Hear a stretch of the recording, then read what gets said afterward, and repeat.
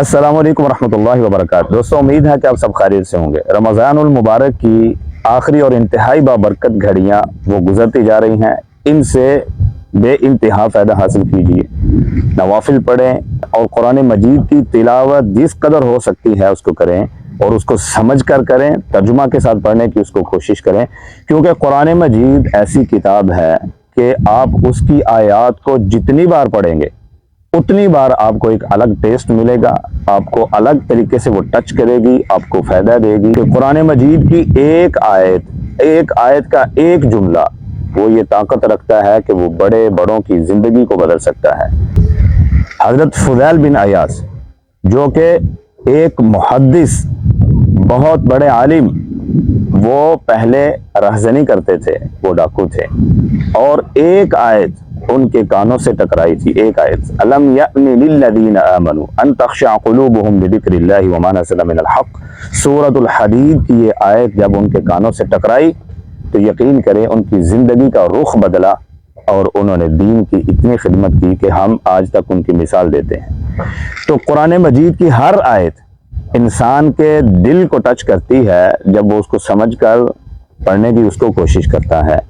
तो आप देखिए, सूरतुन निसा की एक आयत है, मैंने उसको बारहा पढ़ा, बारहा मेरी नज़रों से गुजरी, मैंने उसका तर्जुमा भी पढ़ा, लेकिन इस दफ़ा जब मैंने उसको पढ़ा, सूरतुन निसा, अल्लाह रब्बुल इज़्ज़त बयान करते हैं, युरीदुल्लाहु अन यतूब अलैकुम, कि अल्लाह रब्बुल इज़्ज़त वो इरादा रखते हैं, वो ये चाहते हैं, उनकी तमन्ना, उनकी आरज़ू है कि वो तुम्हारी तरफ तवज्जो करें।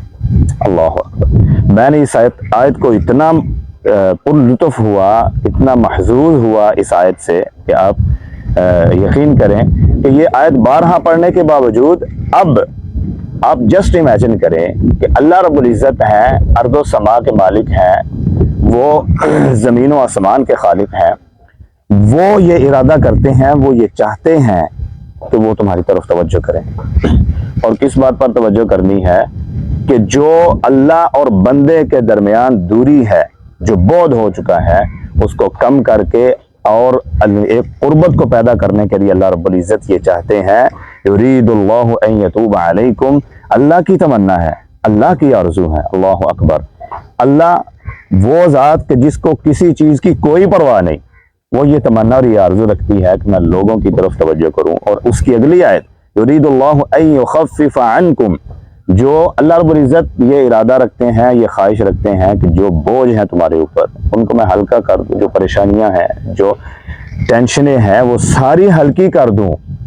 ये अल्लाह रब्बुल इज़्ज़त के वो इरादे हैं, और मेरे और आपके क्या इरादे हैं, हमारी क्या तमन्नाएं, क्या आरज़ुएं हैं, क्या ख्वाहिशें हैं, हमें इनकी तरफ भी गौर करना चाहिए। ओ वो रब जो आसमानों में बैठकर वो ये ख्वाहिश रखता है कि मैं बंदों का और अपना कुर्ब पैदा कर लूँ, बोझ को दूर कर दूँ, दूरी को ख़त्म कर दूँ, उसके इरादे और उसके ख्वाहिश की तरफ भी पलटिए और उसकी तरफ भी तवज्जो दीजिए। इंशाअल्लाह कुरान मजीद को पढ़ने का आपको लुत्फ़ आएगा। दुआ में याद रखिएगा। अस्सलामु अलैकुम व रहमतुल्लाहि व बरकातहू।